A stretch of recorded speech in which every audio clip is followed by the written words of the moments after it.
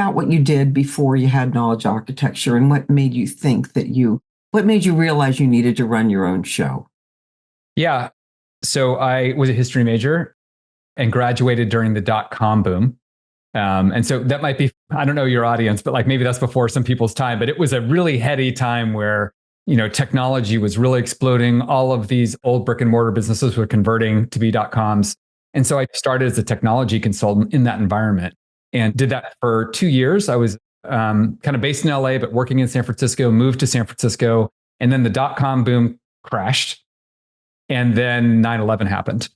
And so those two things together in the city of San Francisco, like just put a huge cooling effect on our economy and especially on tech. And so after I kind of had decided that I wanted to stay in the city, and the only people hiring were like lawyers and architects. And so I took a job in an architecture firm, just being their IT person to ride out that recession and hopefully get right back into software. I ended up falling in love with architecture. I thought it was so interesting as a business. It's a combination of technology and law and design and science. It's just all these things are happening. It's constantly changing. So I stayed there for 5 years, moved to a larger firm, became their chief information officer, did that for about 3 years. And so had done about 8 years in architecture and technology. And along the way, I had discovered knowledge management as a field that had kind of started around 1995, kind of formally, but had never really reached our industry, architecture industry, which we call AEC, which stands for Architecture, Engineering, Construction. Knowledge management hadn't hit us in a formal way. And so I decided this is what I want to do with my career. I want to do knowledge management full time. And I kind of had two choices. One was to go into a much larger firm, like 2,000 people, 2,500 person firm, and just be their chief knowledge officer or director of knowledge management, whatever that was. Or start a business and work with more mid-sized firms, 100, 300, 500 people, the kind of firm I grew up in, and help them with knowledge management. And so this was, again, another recession. This was the beginning of the housing crisis. This is 2008, 2009. I mean, I think a lot happens in moments like that where it kind of clarifies your priorities and decide to take a leap. For me, there's kind of this security of a paycheck thing that people talk about, leaving a full-time job. But, depending on your point of view, I think sometimes it's riskier to be in a full-time job than to have your own thing. I had a very formative experience when I was doing technology consulting, like 6 months out of college. We got brought in to do like an IT assessment for this very large manufacturing company outside Chicago. And oftentimes when those things are done, and this was one of those, it was basically, we want to restructure the IT department and we need an outside firm to come in and point out everything they're doing wrong to get the justification to lay people off, which was like, you don't want to hear that as an idealistic 22-year-old, that's how the world works. But even worse, the guys knew it that worked there. And I ended up sitting in a room with somebody who was about 60 crying because he was going to lose his job and he knew how hard it was going to be for him to find another job. And in that moment, I'm like, man, I feel for this guy, but I never want to be in that position where arbitrarily the thing I love doing, my work, can be taken away from me because of restructures, because you get a new VP, whatever the thing is. And so it's true, there's risk in entrepreneurship, but there's also risk in staying put and working for somebody else. So you had that realization and you kind of carried it inside you for a while. You continued to work in a corporate environment. When you realized that you wanted to have your own show, I mean, I'm sure you did some thinking before you actually quit your job. Can you tell me about that process? There's this characterization around people who aren't entrepreneurs. I think I hear a lot that entrepreneurs are risk-taking and they're aggressive and they like jump off the cliff without looking and build the wings on the way down, like all the cliches. And I have found that to be the exact opposite of what good entrepreneurs are. I think good entrepreneurs are highly attuned to risk. They're willing to take risks, but they very much look into de-risking whenever possible. So maybe I'm jumping off a cliff, but I'm going to check the wind first, check it twice, make sure I have wings. I'm going to have a parachute, a backup parachute, make sure the parachute works. And so when I took the leap, again, the timing of the recession, the housing recession, I went down to part-time and I wanted to do this. But by going part-time, I could save a job for somebody on my team, but also manage my risk a little bit. We had kept our expenses incredibly low, my wife and I. And so I could afford to take a pay cut, which let me work Monday through Wednesday at my full-time job. And weekends, nights, I could start working on getting this thing up. You were able to test the waters. Yeah, I tested the water for about 10 months until I got enough clarity and conviction that this thing was going to work. You still have to jump off a cliff. At some point, you basically say like, this is better work, but I had done a lot of work trying to make sure that it felt like it actually was real. So it was a gradual withdrawal from full-time work. First, you went part-time while you tested the water with your potential with your company. And even more so, I got a contract with that past company that ran for about 2 years into the new company to still provide some of our old services to get some revenue going. So I became a consultant to them. To the company I left, they liked me, I liked them. They wanted me to be successful, and so we found a way for me to still provide services. We're building a software company, but like as many bootstrap software companies do, you oftentimes have to do services to keep money coming in while you build the product. And then you have to make a transition to doing full product. So that's another kind of part of the story. Again, de-risking by making sure the revenue was taken care of, but also still having the vision of what I really wanted to build. Well, that answers one of my questions. How did you go about getting your first clients? Yeah. One big one was your former company. That's right. That was one big one. I did a lot of things, and I think being a person who I wasn't raised in a family of entrepreneurs, I was a history major. I'd never really thought I'd run a business. And so it was so much autodidact self-teaching. It was just reading a ton, but going out and trying things. And so we tried a bunch of new services to see like, is this what we're going to be? Is that what we're going to be? And people, at least at that time, were very receptive. They liked the idea that something new is going to happen. Like our industry, AEC, has gotten much more innovative lately, but I think has always lagged a little bit behind some other industries. And so the idea that somebody's coming from within the industry to try and change things and make something new, it was easy to get meetings because people were excited that something was going to happen. We partnered a lot with larger companies. Without going into the details, we provided integrations between larger software products in the industry. So that solved a pain point for them. They didn't have to build that integration, but it also got us in the door. And when we were in the door, they said, okay, it's cool you built this little integration, but what else can you do? And we could talk about our vision for the bigger thing, which is our intranet platform called Synthesis, which is now our flagship. That's now all we do, is the kind of big software platform. But by using partners, building things that mattered to them, they would make introductions and it started getting us into companies. Now, at some point, you probably realized you needed help. You needed other people to help you with this. Yeah. When did that happen? How far into your new business did that happen? And how did you go about doing it? Immediately. So for me to get to the place that I thought we could actually have a shot, I knew I needed like 4 people to kind of split up the work. I hired friends and family, starting with a guy named Brian Campbell, who was our first employee. I'd worked with Brian at 2 previous companies, and he just was the guy I trusted to build stuff.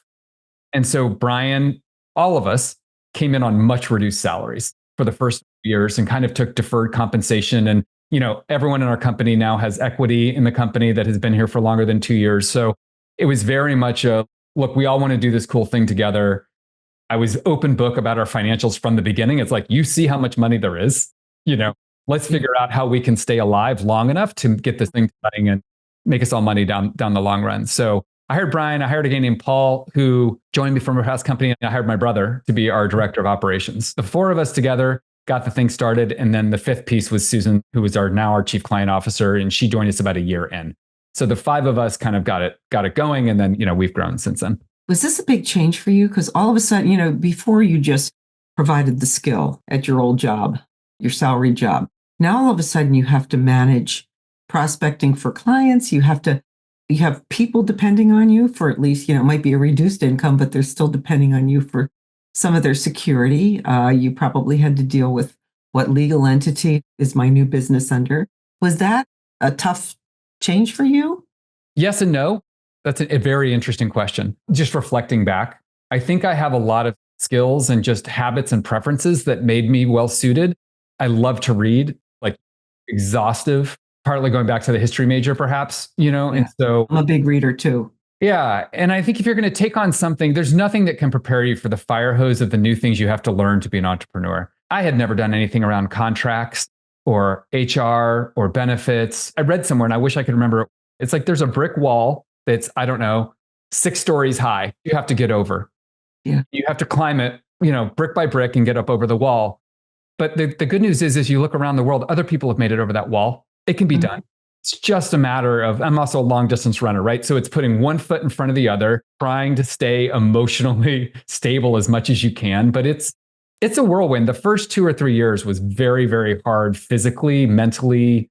I was working all the time. stressed out. Like we didn't really become profitable till 4 years in. We had to hire a couple more people and then we had to make investments in marketing. And so every dollar that was coming in, there was kind of accounted for. And so just being on the knife edge for a while, but I had the confidence that it was going to click. Was it scary for you, the financial uncertainty? Some months where maybe there wasn't a lot of money coming in and you still had bills to pay? Sometimes.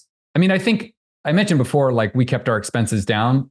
We'd always done that as a couple. We still do that. We live well below our means. That helped. I was 32. And the way I looked at it is, if this thing fails, like worst case scenario, this thing fails, I'll be somewhat in debt because I did some credit card debt. I borrowed against my 401k. I did some of that stuff. Worst comes to worst, I owe whatever it is, $100,000 to a variety of people, and I have to start over. But I had this experience of trying to build something, which I think if I wanted to do either another company or go work for somebody, that was really valuable life experience. So on one hand, it's like, I don't want this thing to die, but in the macro sense, it didn't feel that risky. And I know that comes from a privileged position of feeling like I have a backstop. You know, if the worst came, I do have parents that are responsible adults that I could fall back on. So there's probably some degree of safety in the back of my mind that other people might not have. But the mindset was the worst that can happen isn't really that bad. So it let me feel less stressed out. That makes sense. But yeah, when a contract was supposed to come in October, they say, you know, we got this other thing we're going to do. How about March? When you're living on the knife edge, like that 6 months matters. Sure. So those weren't fun. Anything that happened like that was tough.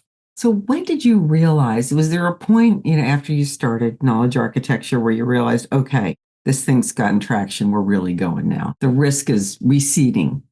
There's an old Zen prophecy, and it goes something along the lines of first you see the mountain, then you don't see the mountain, then you see the mountain again. And I feel like it's a lot like that. You get glimpses that this thing's working, and then you get some information that makes you think maybe it's not working. So very much like back and forth. Like it wasn't a binary switch that flipped and like, yep, we're good, no worries. And I mean, even since then, there's been a pandemic. We had to re-platform our product over, which was a multi-year, very high risk, high reward type thing. Like there've been new things. AI is now here, which is very disruptive. So even when you think you've kind of got it, there are still existential risks and threats that are going to come up. But I mean, I think there was definitely getting profitable was a huge milestone in two ways. My wife and I would talk and say like, what's all this for? Like I'm working insanely hard and we're not even profitable. Is this actually working? So we put a deliberate effort in year 5 on getting profitable. And so that happened. That felt really good. But what also happened, and this is weird, and I've talked to a few other entrepreneurs who've experienced this, the thing we were chasing was getting profitable. So it's like, now we're profitable. Now what? Now what are we chasing? And so it was a really interesting moment to figure out, once you get past like kind of in a Maslow's hierarchy of needs way, once you get past survival, what's self-actualization? Now that you're kind of like alive, what do you really want to do with this thing? That took me several months to really reflect and write and kind of figure out, what the course was. What advice would you give people who are in the position where they're in a job, it's comfortable, but maybe it's stifling?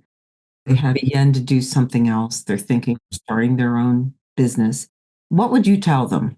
I'd say a few things. I mean, number one, I think trying to pilot it in your free time is a real smart idea. I'm not advising anyone to like break any moonlighting contract or anything that they have there, but usually, especially if it's significantly different and you're not talking about building a competing company to what you do, like there's probably some room to just find out if you actually really want to do this work before taking that jump. If there's a way to step down your hours to give yourself a little more flexibility to do that, I think that's great. So that's kind of like mechanically some things. But I think the most important thing, because I talk to people who are either thinking about doing this or have recently started, and they ask me kind of like, they either ask me the question or I sense that they haven't had a deep reflection on why they're doing it. And I really mean the kind of deep spiritual, like imagine your life 50 years from now or 30 years from now. Imagine the day-to-day of working in this business. Imagine like how it makes you feel and why are you doing it? Are you doing it to impress other people? Are you doing it to make money?